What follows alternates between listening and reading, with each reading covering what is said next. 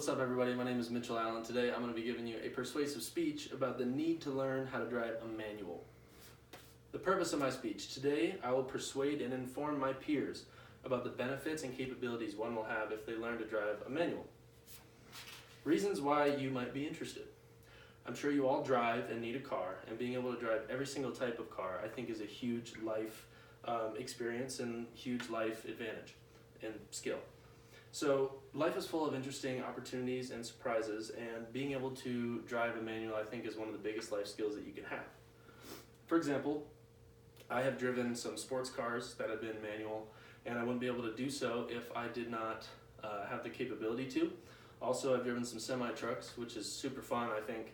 Kind of hard to drive, but every manual is the same, so basically if you can drive one manual in a very basic car, you can drive a manual in anything, even a semi-truck.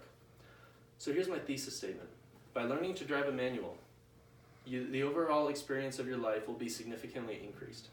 Life skills are very important to have, and I think that this is one of the most important.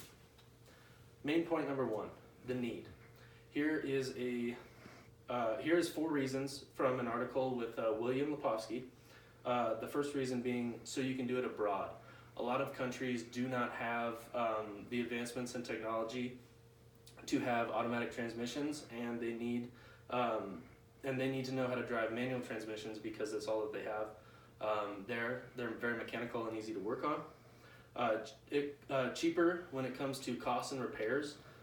Basically, the only difference between the two is going to be the transmission, and if an automatic transmission goes out, it's usually a pretty hefty amount to pay to fix it, but with a manual it's usually just like the clutch that goes out, which is what you use to shift with your foot. Thieves are confused. Not a lot of people know how to drive a manual, so basically if a thief comes to steal your car and doesn't know how to drive manual, he's going to be confused, he's going to go on to the next car. Again, life experiences, I think of like fun cars.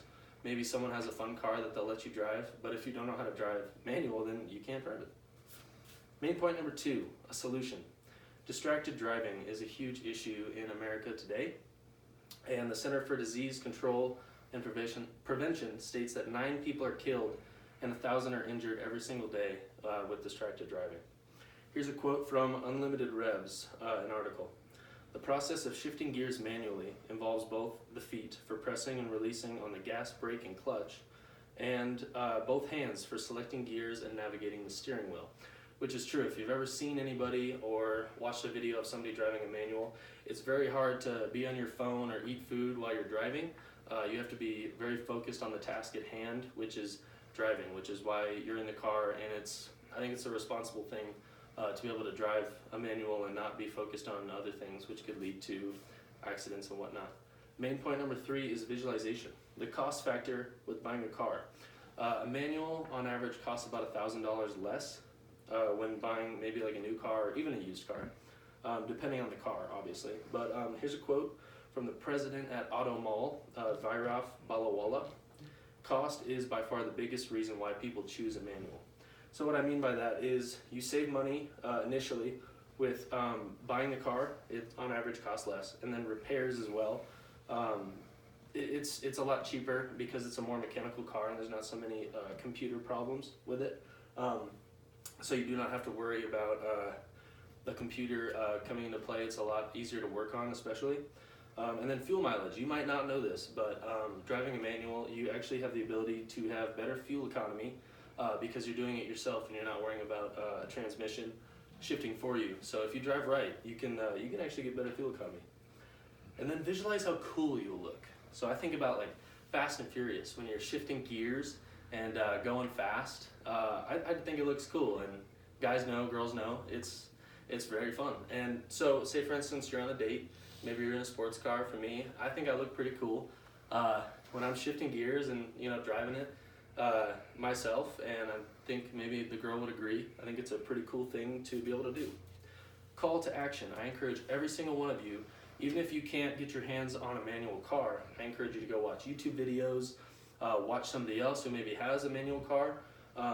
Just kind of get the understanding of what it means to drive one, and if you can practice, I think it'll come in handy at least a couple times, especially in your life. And maybe if you want to have a sports car when you're older, and it's a manual and like they only make them in manual, then maybe you can enjoy that. College students especially, I think a situation that presents itself a lot is maybe at parties. Someone has a manual car and they've been drinking and they're not able to get home. Maybe you can help drive their car home and kind of save that situation by just being able to do that.